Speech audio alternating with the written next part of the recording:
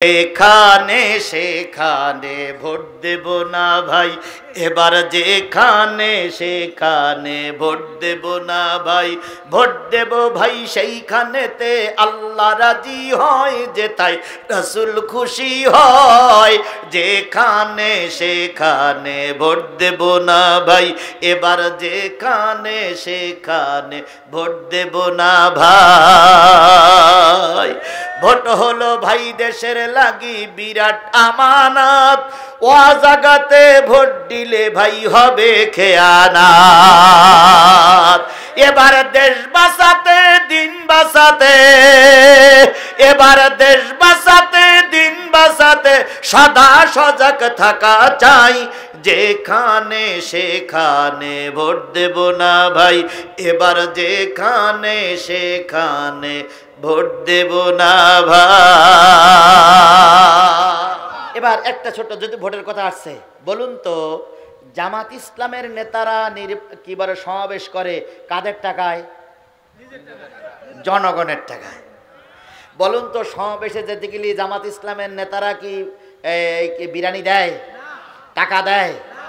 কিন্তু অন্য দলের সমাবেশে যেতে গেলে, সমাবেশে গেলে বিরিয়ানি দেয়, টাকা দেয়, তেল দেয়, পকেট খরচ দেয়। পার্থক্য এক জায়গায়, অন্য দলের কর্মীরা চলে নেতার নির্দেশে, আর জামাত ইসলামের নেতারা চলে কর্মীদের নির্দেশে। এই জন্য জামাত ইসলামের কাছে কর্মীরা হচ্ছে সবচেয়ে বড় শক্তি, আর অন্য দলের কাছে নেতারাই সবচেয়ে বড় শক্তি। পার্থক্যটা কোথায় বুঝতে পেরেছেন ভাই? এই জন্য জামাত ইসলাম ক্ষমতায় যাওয়া মানে আপনারা ক্ষমতায় যাওয়া, আর জামাত ইসলাম হেরে যাওয়া মানে আপনারাই হেরে যাওয়া। তাহলে এতক্ষণ আলোচনা করলাম কিসের থেকে? কোরআনের কয়টি জায়গার থেকে আলোচনা করেছি? কোন সূরা? মুজাদালার কয়টি? 14, 15, 16, 17। আরেকটা হচ্ছে সূরা নেসার কত নম্বর? 51, 52, 53। এই 4 আর 3 7 আয়াত। আগামী শুক্রবারের দিন আমি অনেক ব্যাখ্যা করলাম, যারা ইমাম আছেন পায়ে ধরে বলে গেলাম আপনি এই পয়েন্টার পরে গবেষণা করে জাতির কাছে আপনি ওয়াজ করবেন, কারণ জাতিকে এখন সচেতন করা আপনারও দায়িত্ব, শুধু জিহাদির দায়িত্ব নয়। তাহলে এ কথা কি আমি আপনাদের কাছে শপথ নিতে পারি আগামী নির্বাচনে কোরআনপন্থীদের বিজয় অর্জন করাবো? এর জন্য আমার প্রয়োজনে রক্ত দেব, টাকা দেব, অর্থ দেব, জামাতে শরীক হব, নির্বাচনে ভোট দেব, আর একজনকে ভোট দেওয়ার জন্য উৎসাহিত করব। তবুও বাতিল পন্থীদের আগামী দিনে ক্ষমতায় আসতে দেব না। এই কথা কোরআনের কথা, এই কথা আমার কথা, এই কথা নবীর কথা।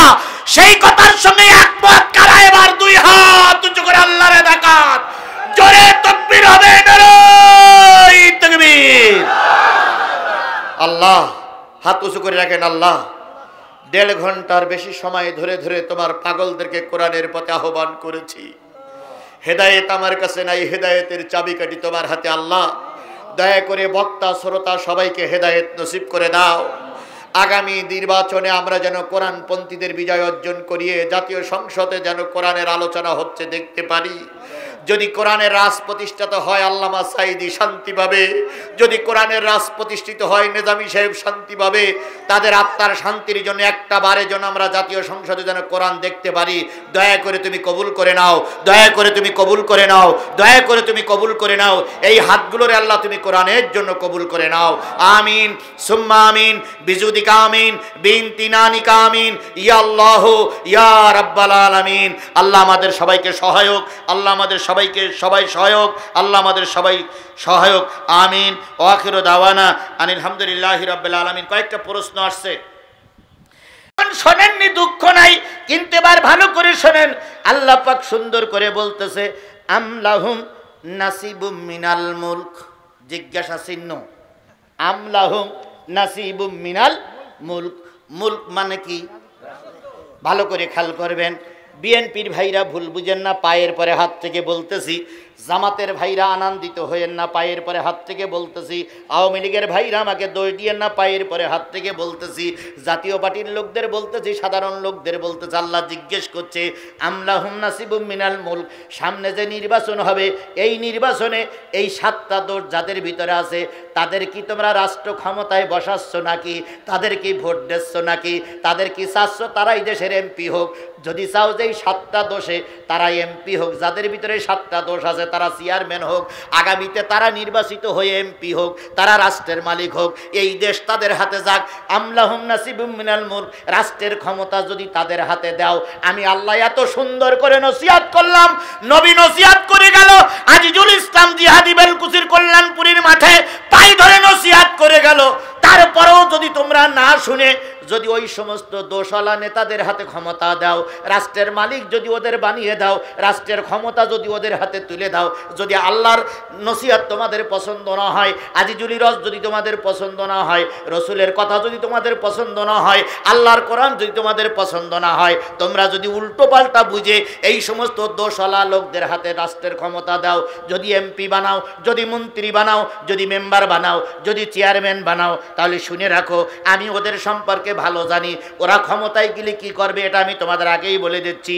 আমলাহুম নাসিবুম মিনাল মুলক ফাইদাল্লা ইয়াতুনান নাসা নাকিরা।